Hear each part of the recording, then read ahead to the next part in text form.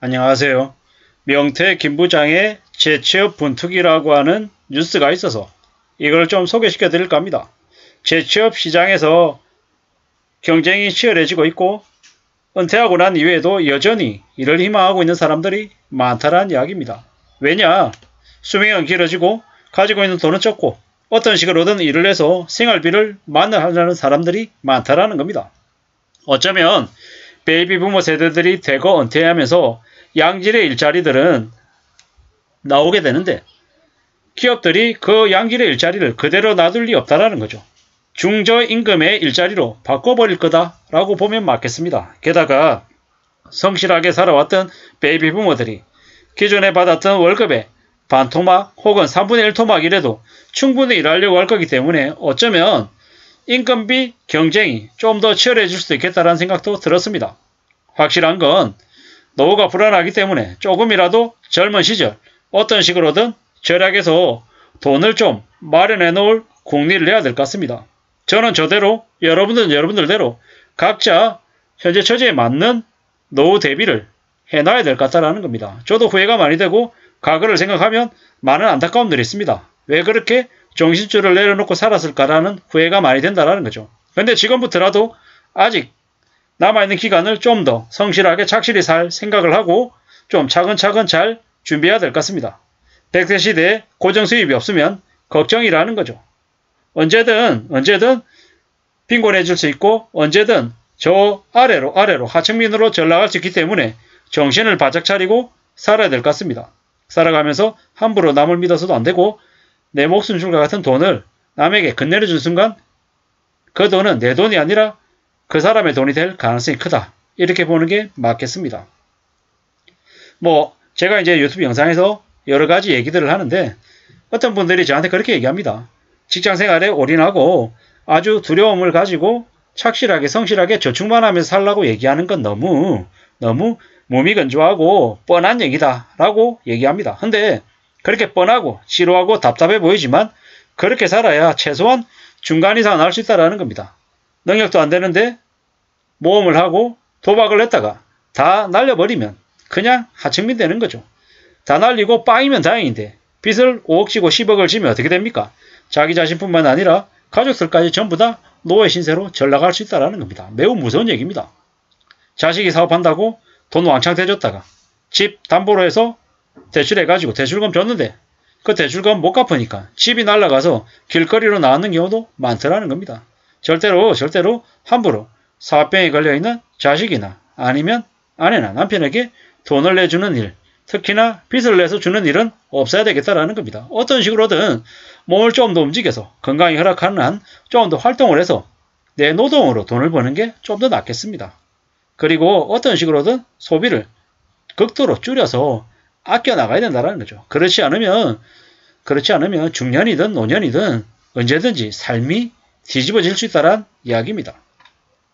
대형 시중은행에서 부지점장으로 근무하다가 4년 전에 퇴직한 정모 씨는 퇴직 직후만 해도 해방감을 느꼈답니다. 하지만 조금 지나니까 불안해서 어쩔 수 없이 일을 해야겠다라는 생각을 했답니다. 그래서 LPG 충전소에 충전원 일자리에 지금은 적응해서 살고 있답니다.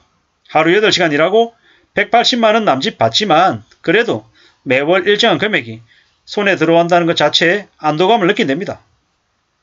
그래도 이분은 그래도 자신의 현재 상황을 인정하고 새로운 일자리에 잘 취업한 경우입니다. 보통의 경우는 내가 이 정도 능력을 가지고 있고 이 정도 직책을 가졌던 사람인데 어떻게 내가 저렇게 내려가서 허드렛 일을 하며 살겠냐. 나는 그렇게 일할 만한 사람이 안 돼. 이러면서 허영이 끼어가지고 사기당하거나 아니면 남들한테 더 큰 화를 입는 경우가 종종 있다는 거죠. 퇴직 이후에 철저하게 재취업이 쉽지 않음을 인정하고 좀 더 낮은 자세로 좀 더 적응해야겠다는 말씀을 드립니다. 수명은 늘어나고 재직기간은 오히려 단축되고 생활물가는 더 올라가고 노후에 대한 불안은 전 계층으로 확산되고 있죠. 저소득층이든 고소득층, 화이트칼라든 모두 다 노후에 대한 불안이 심해지고 있다는 겁니다.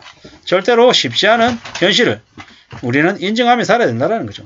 그냥 노년에는 좀 괜찮아질 거야. 좀 더 여유로울 거야. 이렇게 너무 안일하게 생각하다가는 언제든지 큰 코 다칠 수 있다는 겁니다. 삶을 절대 쉽게 생각해서는 안 된다는 거죠. 내가 생각하는 게 내 바람대로, 내 뜻대로 흘러가면 좋겠지만 그러지 않은 경우도 많더라는 거죠. 은행원이 퇴직한 후에 노후 걱정을 할 정도면 일반 직장인들은 얼마나 더 심하겠냐, 이런 얘기들도 하죠. 근데 냉정하게 생각해 봐야 된다는 거죠. 이 뉴스의 요지는 뭐다? 고액 연봉과 명예퇴직금을 받는 은행원들도 퇴직 후의 삶이 안 쉽다. 그렇기 때문에 그보다 못한 입장에 놓여 있는 사람들은 더욱더 헐리티 쫄라매고 정신 바짝 차리고 살아야 된다는 거죠. 함부로 남하고 비교하고 가시하고 드러내고 할 필요 없다는 거죠. 철저히 자기의 현실에 맞게끔 삶을 재조정해야 된다는 거죠. 작은 일이라도 해야 되고 좀 움직여야 된다는 거죠. 함부로 욕심부리지 말라는 거죠. 집단이라고 하는 곳에 있을 때는 아주 큰 능력을 발휘할 수 있는 대단한 사람인 것처럼 생각하지만 거기서 나오기만 하면 아무것도 하지 못하는 그냥 나이든 노인일지도 모른다라는 거죠. 빨리 주제 파악하고 월급을 조금이라도 줄 수 있는 곳, 그리고 내가 쓰임받을 수 있는 곳에 내 재능을 길러가지고 계속 그쪽을 향해 나아가는 게 필요하겠다라는 거죠. 사회는 이미 정글이다. 언제든지 생존 경쟁에 내몰릴 수 있다는 걸 생각해야 된다는 거죠. 경제적인 파산은 죽음이다. 환경, 식단, 몸, 이런 것들을 관리하는데도 돈이 들어가고 시간이 들어간다는 거죠. 함부로 쉽게 생각해서는 안 된다. 정신 바짝 차리고 살아야 된다. 라는 이야기를 이 뉴스가 우리들한테 얘기해 주는 거죠. 세상에 호락호락한 게 없다. 돈 많이 받았다고 그 돈이 다 수중에 있냐? 아니라는 거죠. 각자 살다 보면 나름의 애환도 있고 어려움도 있더라. 정신 바짝 차리고 살아야 된다는 거죠. 살아가는 삶이 얼마나 힘든지 정말 명심해야 된다는 거죠. 남들이 무시하던 기술직, 현장직도 꾸준히 오래오래 하신 분들은 그래도 나이 들어서도 각자의 일을 더 하며 사시더라는 거죠. 펜대 굴리고 거드름 피우고 이렇게 엘리트인 것처럼 이렇게 가시하던 사람들이 노년에 더 큰 코 다치고 더 궁지로 내몰리는 경우가 많다는 겁니다. 함부로 삶을 쉽게 생각해서는 안 되겠습니다. 막막하게 생각하고 좀 더 두려워하고 걱정하면서 살아야 됩니다. 그런 두려움이 새로운 뭔가를 도전할 수 있게끔 또 나름의 전환점이 되게끔 해주더라는 거죠. 욕심부리지 말고 정말로 착실하게 성실하게 잘 지내야 된다는 말씀을 드립니다. 은퇴하고 난 이후에 5억이 필요하다, 10억이 필요하다 이런 얘기에 넘어가지 말고 현혹되지 말고 좀 더 착실하게 좀 더 성실하게 지내야 되겠습니다.